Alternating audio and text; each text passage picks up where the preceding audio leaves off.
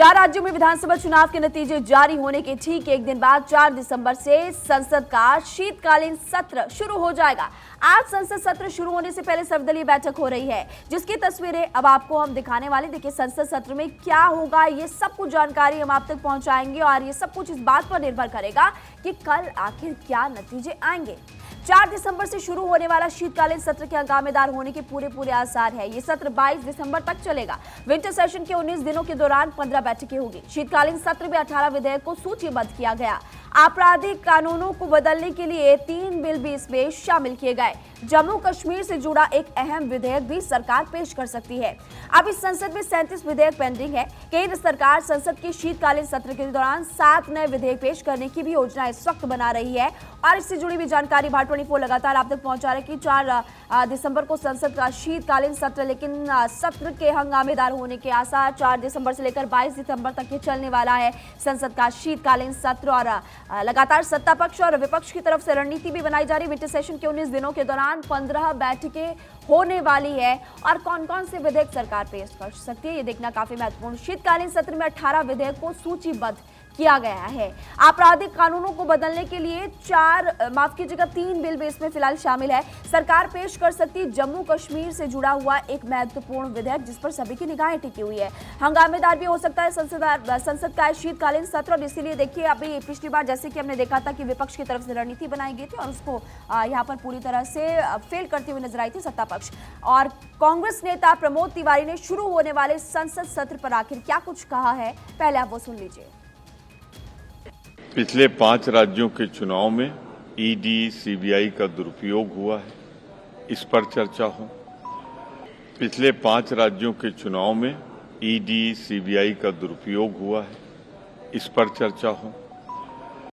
चुनाव नतीजे के ठीक बाद देखिए आप, संसद का शीतकालीन सत्र का मायनों में खास हो जाता है और इस वक्त मेरे सहयोगी आनंद हमारे साथ जुड़े हुए हैं ग्राउंड से।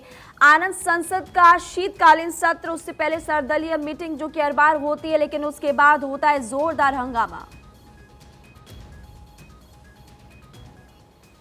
जी बिल्कुल, अगर महिमा बात की जाए सर्वदलीय बैठक की, तो सरकार कोशिश कर रही है कि ये आखिरी सेशन जो कि 2019 की लोकसभा का आखिरी पूर्ण सेशन होगा, उसमें किसी तरह के तमाम गतिरोध को रोका जा सके और सरकार और विपक्ष दोनों एक साथ सुचारू रूप से काम करते हुए आगे देश को विकास की तरफ ले जा सके। लेकिन सबसे बड़ी बात यह है कि पहले दिन जब 4 तारीख को लोकसभा बैठेगी, तो सबसे पहले एथिक्स कमेटी की जो रिपोर्ट है, महुआ मोइत्रा जो टीएमसी सांसद है, वो पेश की जाएगी।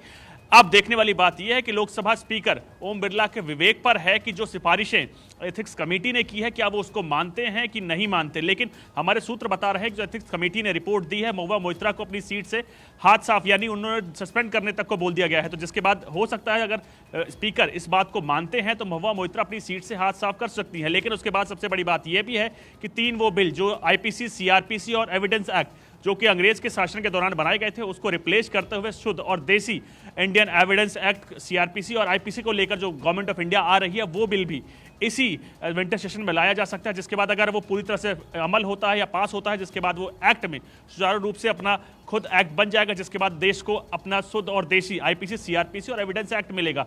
लेकिन अब जैसे ही इस बात को लेकर शुरुआत होती है, महुआ मोइत्रा को विपक्ष लगातार, आज खुद राज्यसभा में तमाम नेताओं के बीच जब बात रखी गई, उसमें जो अध्यक्षता सर्वदलीय बैठक की राजनाथ सिंह कर रहे हैं, जो कि रक्षा मंत्री के साथ साथ उप नेता सदन है बीजेपी के, तो उन्होंने जब ये बात बताई कि इस एथिक्स कमेटी ने इसकी रिपोर्ट दे दी है और महुआ मोइत्रा के हो सकता है आगे कार्रवाई की जा सके, उसके बाद से विपक्ष लगातार उसमें हमलावर। उनका साफ कहना है कि कहीं ना कहीं आप लोग जो कॉन्स्टिट्यूशनल कमिटीज हैं उसका गलत इस्तेमाल कर रहे हैं, जिसके चलते कोशिश की जा रही कि इस दोनों टसल को रोका जा सके और समन्वय बनाकर आगे की कार्रवाई की जा सके। लेकिन विपक्ष लगातार ईडी, सीबीआई को लेकर मुखर है। उनका साफ कहना है कि सरकार इनका दुरुपयोग कर रही है, जिसके बाद ईडी, सीबीआई को लेकर मुखर तो नजर आ ही रहा है आनंद, और साथ ही आपने जानकारी दी है कि कौन कौन से विधेयकों को लेकर चर्चा हो सकती है, कौन कौन से विधेयक पेश की जा सकते हैं। लेकिन सबसे महत्वपूर्ण बात तो ये है कि 3 दिसंबर को जो नतीजे आने वाले, उस पर काफी ज्यादा निर्भर ये संसद का शीतकालीन सत्र रहेगा कि कौन किस पर हावी होता है।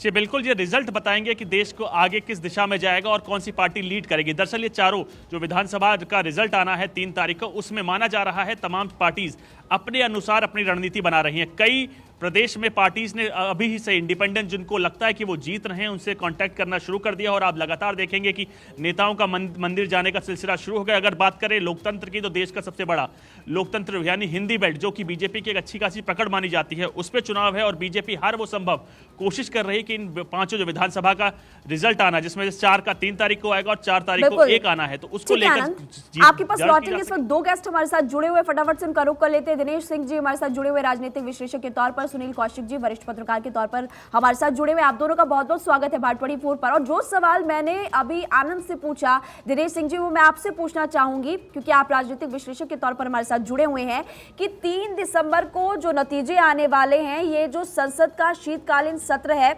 उस पर ये निर्भर करता है क्योंकि कहीं ना कहीं पता चल जाएगा कौन किस पर हावी इस बार दिखने वाला है, कॉन्फिडेंस भी तो बढ़ेगा। नमस्कार महिमा जी। देखिए सबसे पहले अगर देखा जाए तो ये चुनाव जो है ना बड़ा मतलब कि रेजे रेज पे चलने वाला है। जैसे इस वक्त मतलब अभी किसी को नहीं पता कि किस वक्त ऊँट जो है मतलब किस करोड़ बैठेगा, क्योंकि जैसे कि 3 राज्यों की जैसे बातचीत करें आसपास के जो हैं जैसे छत्तीसगढ़ गए हैं, मध्य प्रदेश गए हैं, राजस्थान गए हैं, तो तीनों राज्यों में देखे थे कि सारे जैसे कि राजस्थान से मैं शुरू करूँ तो राजस्थान में सारे दारोमदार जो है करीब 45-46 जो सीट हैं उन पे जो दोनों दलों से छिटक करके जो निर्दलीय जो है उन्होंने जो ताल ठोक रखी है तो उस पर डिपेंड करेगा कि वो किस करवट जो है मतलब पलटता है मामला। क्योंकि 10-15% वो वोट जो है महिमा जी जो जाएंगे जिस तरफ जाएंगे तो उसी पार्टी की सत्ता बनने की पूरी उम्मीद है। क्योंकि कहीं ना कहीं जैसे कहते हैं मैंने बताया कि बिल्कुल तलवार के धार पे और तलवार के नोक पे चलने वाला काम है। और उसमें ये देखेंगे जैसे जो मतलब वो 10% मतलब जितने ज्यादा उसमें निर्दलीय जीतेंगे जिस पार्टी के जीतेंगे तो ऑब्वियस सी बात है कि जो जैसे कि जिस पार्टी के जीतेंगे तो वो अपनी प्राइमरी पार्टी में वापस लौटना चाहेंगे और उनकी तरफ पहले से ही जो पार्टी है जो उनके संपर्क में ऑलरेडी पहले से हैं तो वो निर्दलीय जीत करके जिस तरफ जाएंगे तो उससे एक तो फर्क पड़ने वाला काम होगा और उसी पे मतलब निर्धारित होगी उनका किस तरफ क्या मतलब है कि रुझान है कैसे क्या है। और दूसरा उसके अलावा जैसे अगर देखा जाए छत्तीसगढ़ में देखिए 2-3 फैक्टर्स हैं कि जैसे टी.एस. सिंहदेव हैं, राज परिवार से आते हैं और उनका जैसे ओबीसी के बड़ा चेहरे हैं और उसके अलावा जैसे कि और कोई चीजें कुछ हैं और दूसरा जैसे कि मान के चलें जैसे कि मतलब जो ट्राइबल वोट्स हैं वो एक बहुत बड़ा एक अहम निर्णय जो है उसमें साबित होंगे।